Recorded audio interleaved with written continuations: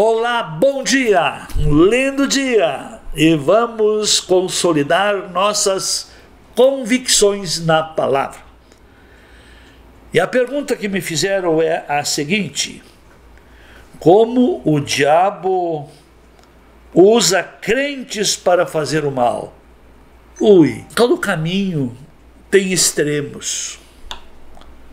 Você pode pegar a sua rua que vai para a sua casa, se andar pelo lado certo, que é o direito, vai tudo bem. Mas se partir para um extremo esquerdo, vai se chocar com alguma coisa. Então todos os extremos causam coisas não agradáveis. Como o diabo pode usar o crente? Primeiro temos que nos entender como ser humano. Como é que somos constituídos? Espírito, alma e corpo. Temos que entender as nossas origens. Eu fui criado à imagem e à semelhança de Deus.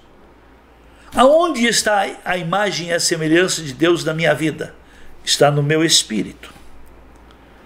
Mas o pecado, a desobediência e as hereditariedades de nossos ancestrais reproduziram e deixaram para cada um também resultados biológicos.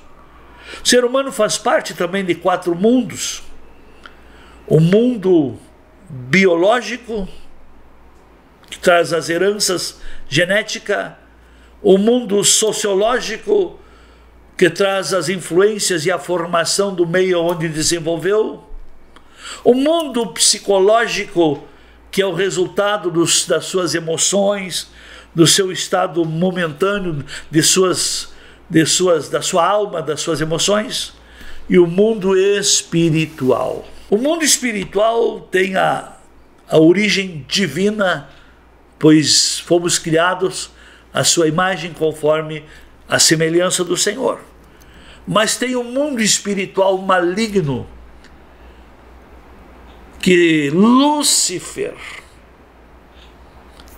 se rebelou contra Deus e foi expulso de lá, e trouxe a 1/3 dos anjos, e ele influencia os seres humanos, porque toda a revolta de Lúcifer contra Deus era uma questão de ciúme.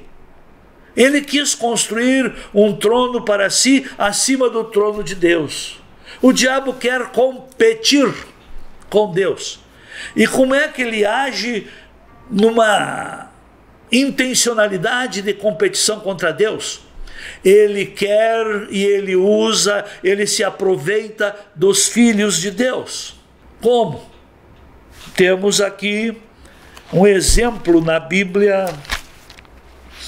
está em Mateus, capítulo, vamos lá ver, Mateus, quando Jesus fala da sua morte, estava junto com os discípulos, estava já no final do seu tempo de ministério terreno.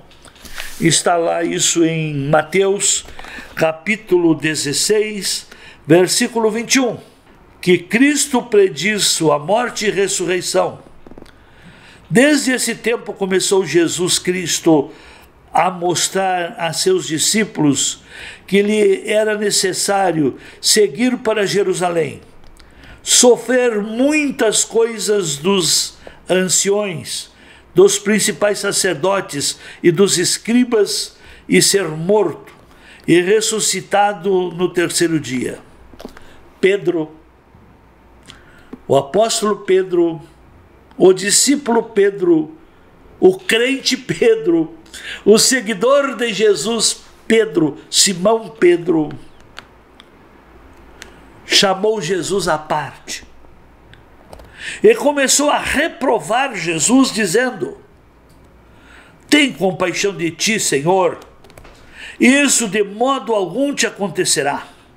Mas Jesus, voltando-se, disse a Pedro: arreda, Satanás, tu és para mim um tropeço, porque não cogita das coisas de Deus, e sim das coisas do homem.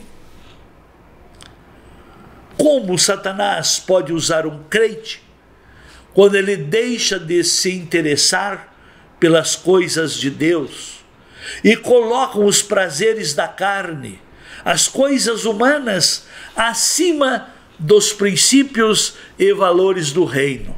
Por isso, sabe como é que começa isso tudo?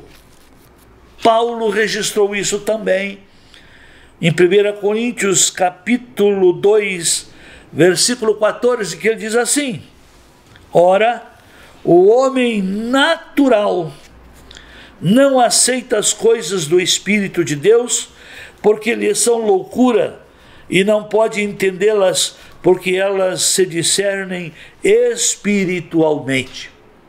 Como o diabo começa a usar os crentes quando eles não ouvem e não querem mais ouvir a palavra de Deus, quando não querem mais ouvir o que o Espírito Santo fala à igreja. Então é muito fácil a pessoa pensar de estar servindo a Deus e inverter valores e se envolver com coisas que Deus não aprova. E se ele muda suas motivações e suas práticas, começa com práticas erradas, a partir das práticas erradas, ele está servindo ao diabo. É forte, mas é uma verdade. Deus o abençoe e que Deus tenha de nós misericórdia.